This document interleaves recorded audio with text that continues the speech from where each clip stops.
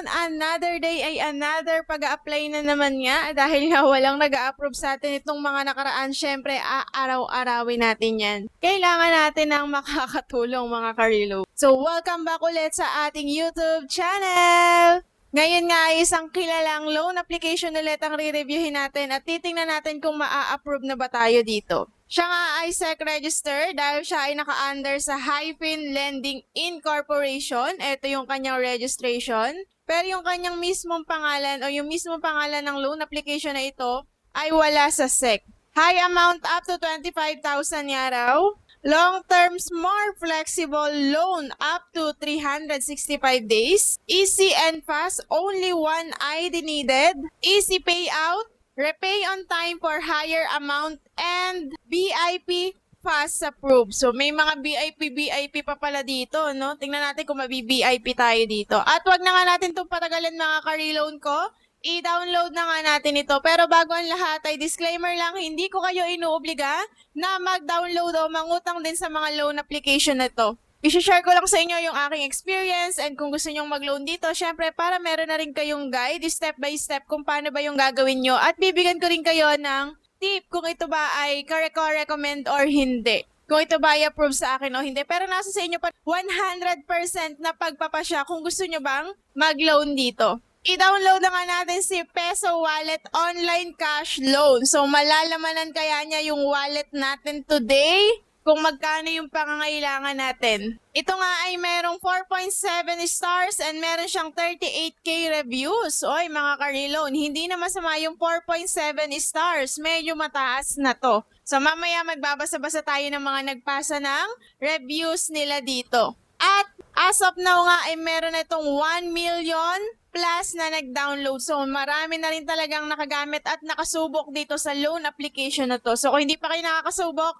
watch till the end. Baka ito na yung makakatulong sa atin. Ito ang online lending application na to ay na-release noong August 30 pa, 2023. So, 3 years na, almost 3 years na siyang nagraran. At pagka-download nga natin, ito na yung Dear User. Syempre, i-confirm na natin yan para magtuloy-tuloy na yung pag-apply natin sa kanya. Pero basahin nyo itong mabuti mga ka-reloan para maliwanag sa inyo yung terms and condition bago kayo magsimula dito kay Peso Wallet. At pagkatapos nga nun mga ka-reloan ay eto na, magre-register na tayo.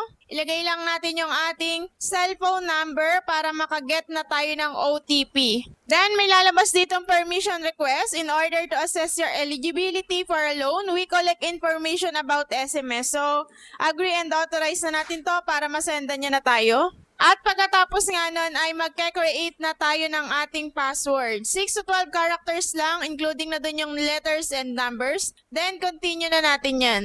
Pagkatapos nun, eto na yung kanyang pinaka-homepage. Ayan, umuulan ngayon mga ka-reloan pero naririnig nyo ba? Kung hindi nyo naririnig ay dahil dito yan sa ating napakagandang mic. Yung ating Boya Mini 2. Nandiyan yan sa ating basket, i-check out nyo na, super ganda. Tanggalin natin yung mic natin kung ano yung maririnig nyo. Then, kapag naka-mic na tayo.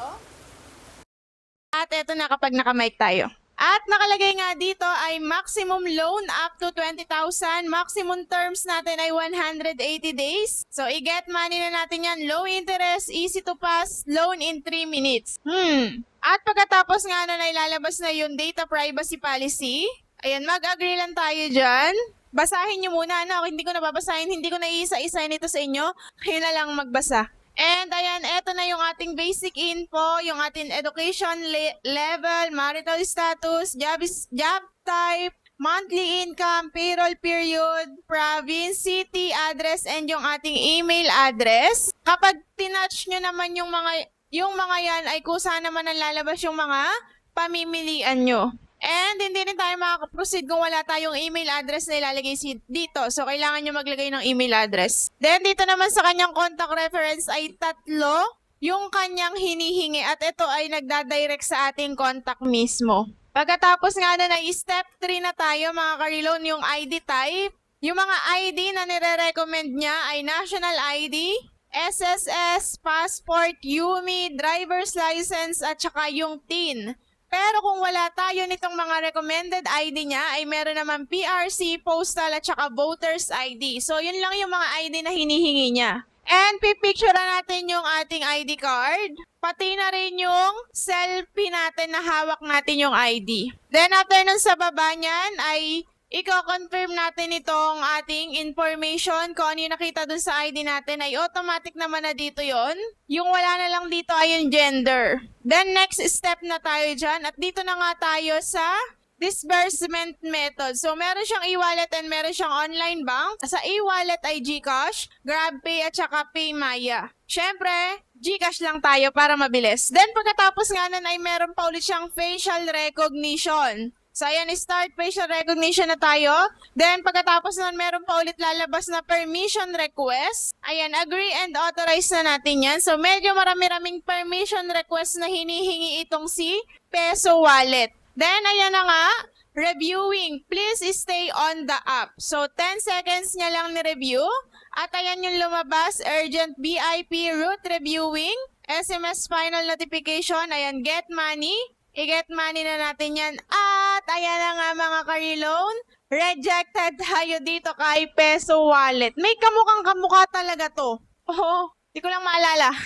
At ayan, sabi nga niya ay hindi niya tayo ma-approve ngayon. Subukan daw natin ulit sa June 2. So, ipa-priority na daw niya tayo dun. So, hindi natin nakita kung magkano ba talaga yung i-offer niya sa atin mga ka-reloan and kung ano ba talaga yung kanyang terms sa pagbabayad. Kung ilang buwan ba talaga ako, 180 days ba talaga. Dahil nga hindi natin yung nakita, syempre nagbasa na lang tayo dito ng mga reviews. Pero nandito sa kanyang about this app, ay meron nga siyang loan term na 91 hanggang 365 days. May 28% per year daw siya na annual fee at meron siyang 0% na minimum na service fee, maximum naman ay 22%. For example daw, ang loan natin is 10,000, the APR is 10%, the term is 91 days with 3 installment. So, ibig sabihin, 3 months. Total repayment lang daw ng 10,000, sa loob ng 3 months ay 11,050.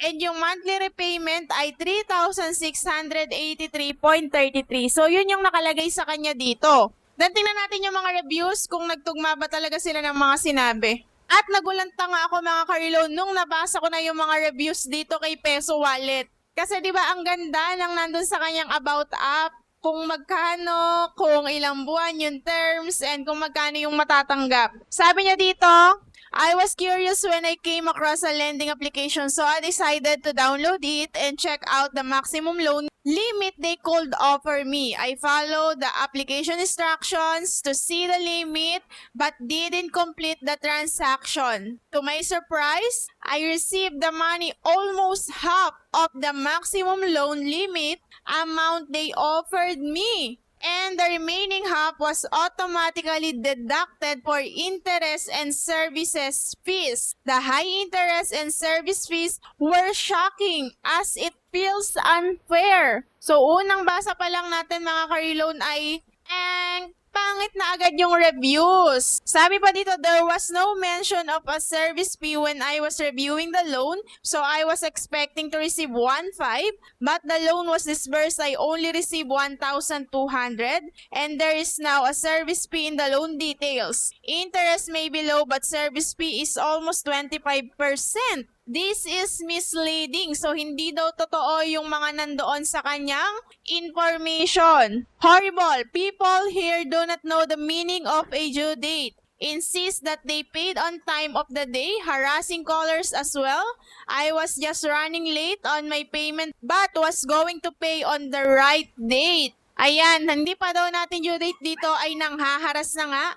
Tawag na ng tawag and text na ito ng text. Sabi pa ito, scam this loan at very high interest. Tapos ito pa isa, what a waste of time. I applied three times and guess what? Yeah, they reject it again and again. Kagaya natin, reject tayo again and again. So itong waste of time na to ay fresh lang yung kanyang reviews. Ayan, mga fresh lang ito mga reviews na to. Ayan, sabi niya, scam, they said it would be take a 180 days but my loan wouldn't have that.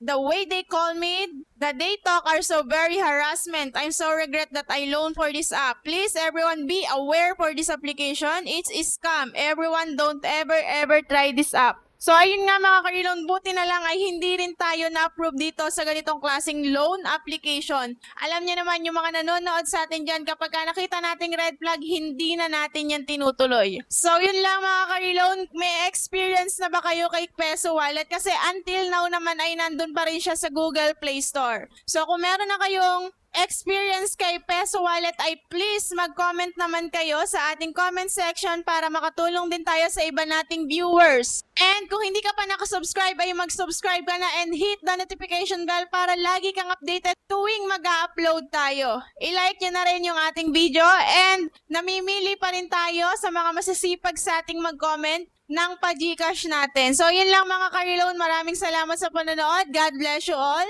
Sana ay makaahon na tayong lahat sa pagkakautang natin and iwasan natin yung tapal-tapal system. Yun lang and God bless you. Bye!